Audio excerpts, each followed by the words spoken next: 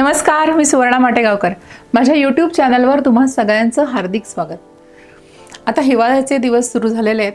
पुण्यात तर कडाक्याची थंडी यावर्षी पडलेली आहे आणि थंडीमध्ये आपल्याला गरम गरम सूप किंवा असे वेगवेगळे पदार्थ जे आपल्याला थंडी घालवायला मदत करतील असे खावेसे वाटतात.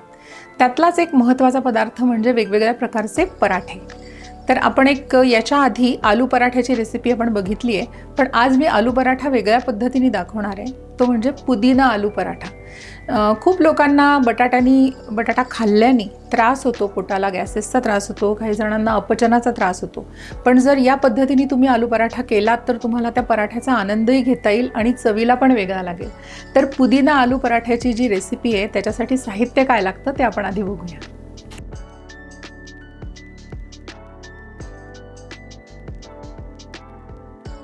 पुदिना आलू पराठ्यासाठी जे साहित्य लागतं ते हे आहे. ते मी तुम्हाला आधी समजावून सांगते. दोन त्याच्यामध्ये प्रकार करायचे आहेत आपल्याला. आधी आपल्याला हे कणिक भिजवून घ्यायची आणि नंतर हे सारणाचं जे साहित्य आहे त्याने हे सारण करून घ्यायचं आहे. तर आधी मी तुम्हाला सगळे पदार्थ म्हणजे साहित्य काय लागणार आहे ते सांगते. आता ही कणिक जी भिजवायची आहे त्याच्यासाठी ही कणिक घेतली मी 1.5 वाटी. साधी आपली गव्हाची कणिक असते ती घेतली. आपल्याला थोडं मीठ लागणार आहे, हे दोन्हीकडे वापरायचं आहे. तेल लागणार आहे, पाणी लागणार आहे. त्याच्यानंतर सारणासाठी आपल्याला मी मीडियम आकाराचे 2 बटाटे उकडवून घेतले होते काल रात्री आणि आज सकाळी ते मी जाड किसणीने किसून घेतले. हिंग लागणार आहे, हळद, तिखट आणि जिरं एवढंच आपल्याला याच्यातलं लागणार आहे. त्याच्यानंतर हा पुदिना आहे. पुदिन्याची पानं मी निवडून घेतली होती आणि ती बारीक करून घेतली, थोडी चिरून घेतली. ही धनेपूड आहे, ही आमचूर पावडर थोडी आहे. धनेपूड साधारण अर्धा चमचा आहे, आमचूर पावडर पाव चमचा आहे. ही आलं, लसूण आणि हिरवी मिरची याची पेस्ट किंवा त्याचा खरडा करून घेतला आहे. त्याच्यानंतर थोडी कोथिंबीर आपल्याला लागेल आणि आपल्याला पराठा भाजण्यासाठी साजूक तूप लागेल, ते घेतलं आहे. तर असं हे साहित्य आहे. आता आपण आधी कणिक भिजवून घेऊया. चला आपण आता ही कणिक भिजवून घेऊया. याच्यामध्ये मी थोडंसं तेल घालते, साधारण अर्धा चमचा तेल घातलं आहे. थोडं मीठ घालायचं.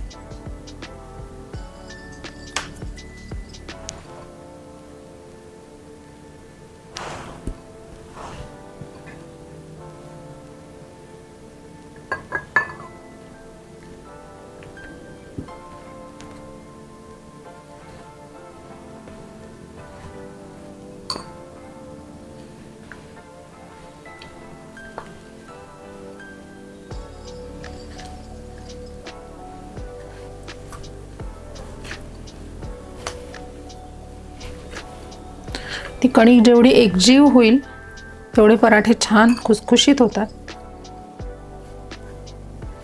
आणि पातळ लाटले जातात.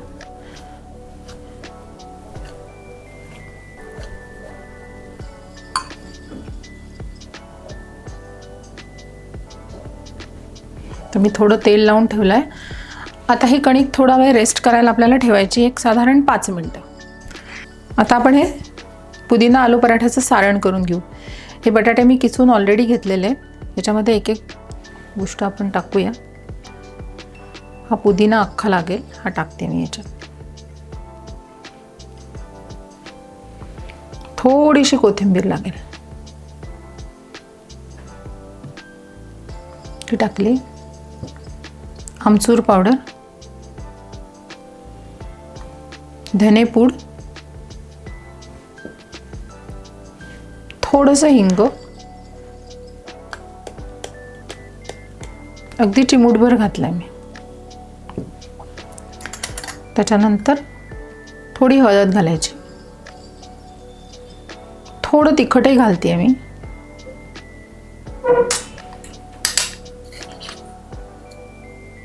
हे जिरं घातलंय थोडं. जिरं खूप छान लागतं कुठल्याही पराठ्यात. आपण एक तर तीळ ओवा घालतो किंवा जिरं घालतो, तसं या पराठ्यामध्ये मी जिरं घातलं आहे. आणि आता हा आलं, लसूण आणि हिरवी मिरचीचा ठेचा केला आहे. हा किती लागतो बघूया. सगळाच लागेल.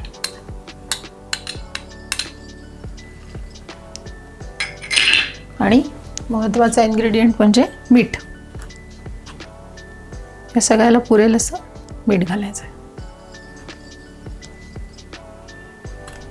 आता आपण हे सारण जे सगळं आहे मिक्स करून घेऊया छान.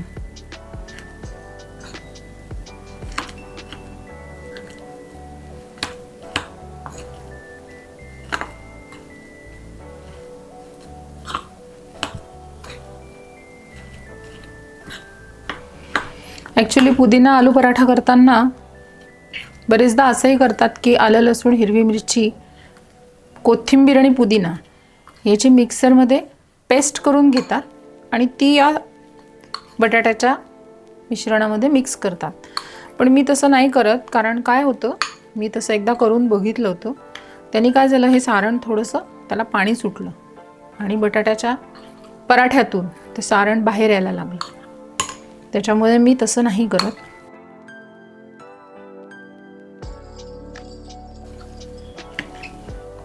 आपण जेव्हा स्वयंपाक करत असतो, करता करताच खूप गोष्टी आपल्या लक्षात येतात की नाही असं केलं पाहिजे किंवा हे जास्ती बेटर आहे.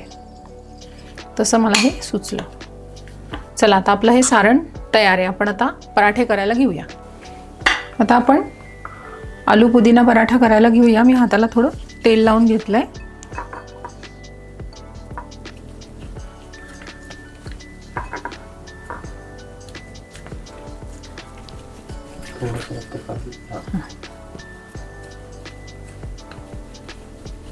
छान मुरली आहे ती कणिक. आता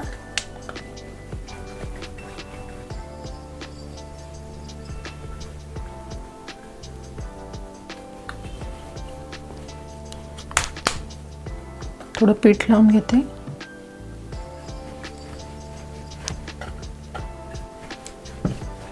थोडी लाटून घेते.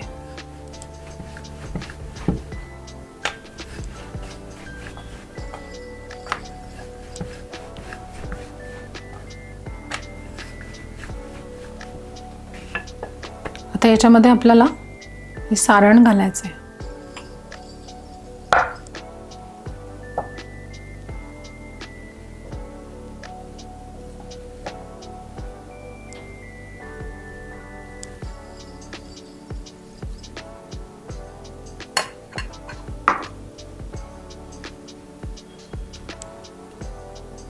अजून थोडं घेऊ शकते.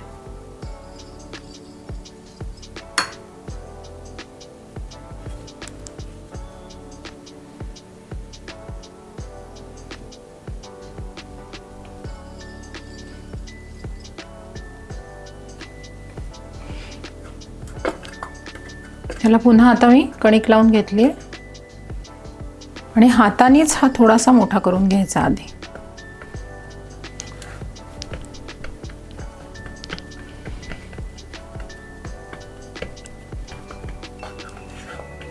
म्हणजे ते सारण पसरायला, इव्हनली पसरायला मदत होते. आता हा हलक्या हाताने लाटायचा आहे आपल्याला अगदी.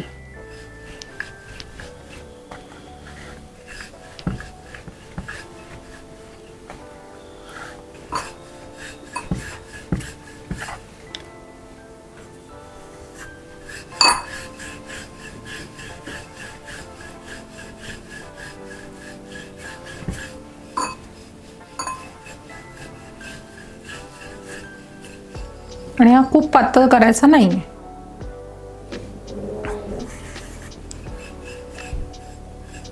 आता मी हा पराठा तव्यावर टाकते. तवा ऑलरेडी मी तापत ठेवला होता.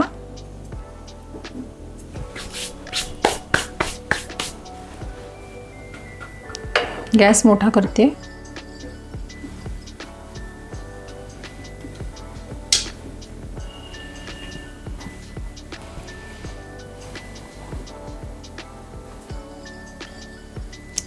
मी मगाशी जसं म्हटलं त्याप्रमाणे जर आपण पुदिना, आलं लसूण पेस्ट आणि असं जर कोथिंबीरची ग्रेव्ही करून घेतली असती मिक्सरमधून, तर ती थोडीशी वॉटरी अशी म्हणजे लिक्विडशी झाली असती आणि मग प्रॉब्लेम झाला असता की या पराठ्यातून ते सारण बाहेर आलं असतं.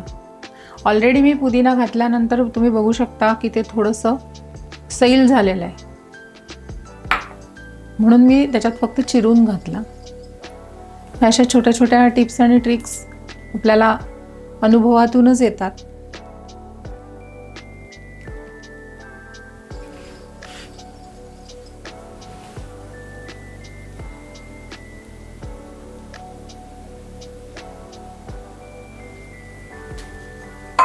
आता मी हा पराठा उलटते. छान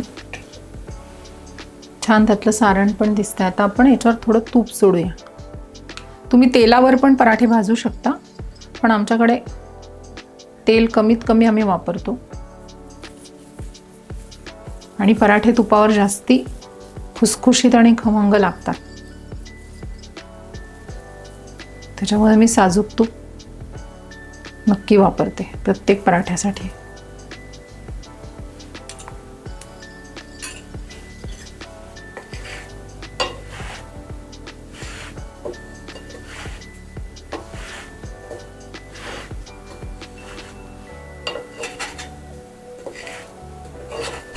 तर मी हा पुन्हा उलटवते आणि याच्या दुसऱ्या साईडला पण तूप लावते.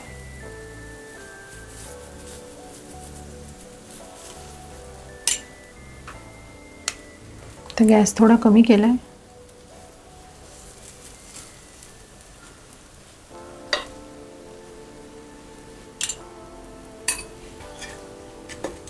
आता हा पराठा मी थोडा फिरवून भाजते, म्हणजे तो सगळीकडनं सारखा भाजला जातो.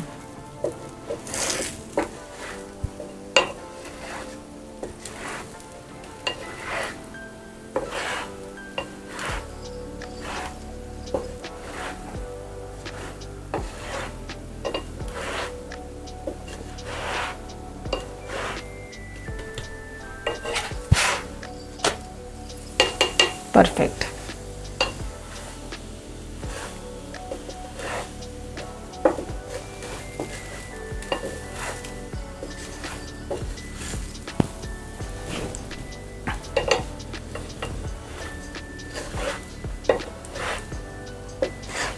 सुगंध येतोय त्याचा खूप छान खमंग असा.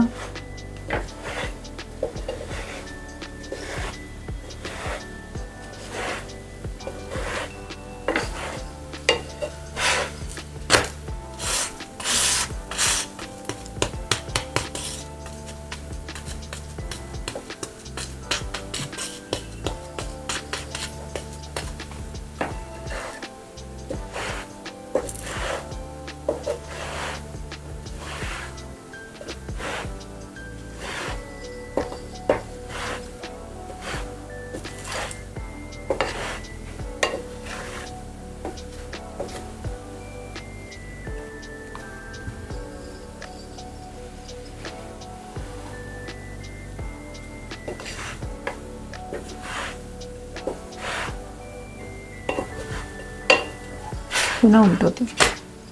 परफेक्ट. आता हा ऑलमोस्ट झालाय. अर्ध्या मिनिटात मी हा काढणार आहे.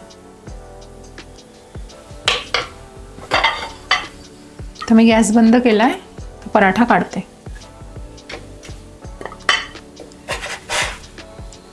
हे बघा.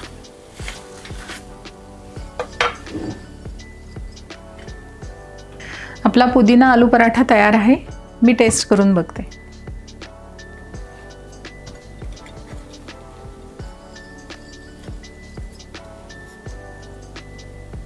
छान त्याच्याबरोबर दही घेतलंय आणि आवळ्याचं लोणचं.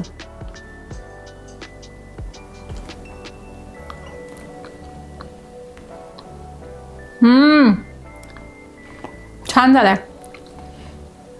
एकदम परफेक्ट. सगळ्या वस्तू त्यातल्या साहित्य सगळं परफेक्ट झालंय. तिखट नाही आहे अजिबात. पुदिना हेल्दी असतो, त्याच्यामध्ये बटाट्यानी जो त्रास होतो तो पुदिना बॅलन्स करतो. तर तुम्ही हा पदार्थ नक्की करून बघा.